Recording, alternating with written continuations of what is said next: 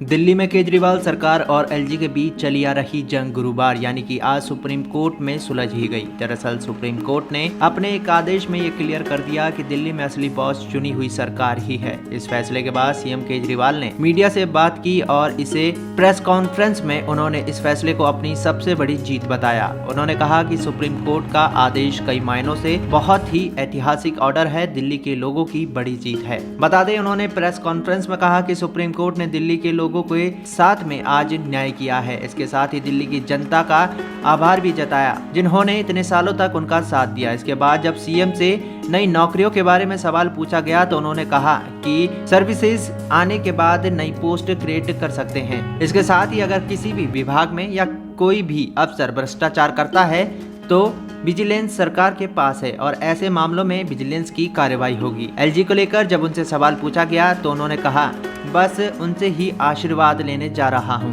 Media ने जब CM से जिम्मेदारी मिलने की बात कही तो केजरीवाल ने कहा कि जिम्मेदारी पहले भी थी, अब जिम्मेदारी बढ़ गई, बल्कि अब जिम्मेदारी की पावर दे दी है। ये शक्ति सुप्रीम कोर्ट ने दी है। पिछले साल मोहल्ला क्लिनिक में बजट पास होते हुए भी बजट नहीं जाता था। हाल ही के दिनों में बहुत सारे फैसले लिए गए लेकिन उन्हें अमल में लाने से रोका गया। उन्होंने दिल्ली सरकार बनाम एलजी विवाद की शुरुआत पर प्रकाश डालते हुए कहा कि सन 2015 में सरकार बनने के 3 महीने के अंदर ही प्रधानमंत्री ने एक आदेश पारित करके केंद्र सरकार से आदेश पारित करके मामला एलजी को दिया। इसका मतलब ये हुआ कि दिल्ली सरकार में काम करने वाले जितने भी अधिकारी और कर्मचारी है, ऊपर से लेकर नीचे तक, वो चुनी सरकार के अधिकार में नहीं होगा। हम शिक्षा सचिव नियुक्ति नहीं कर सकते थे। पीएम मोदी सारे देश के पीएम हैं, वो हमारे भी प्रधानमंत्री हैं। प्रधानमंत्री पिता के समान होते हैं। पिता की जिम्मेदारी होती है सारे बच्चों का पालन पोषण करे। मुसीबत के समय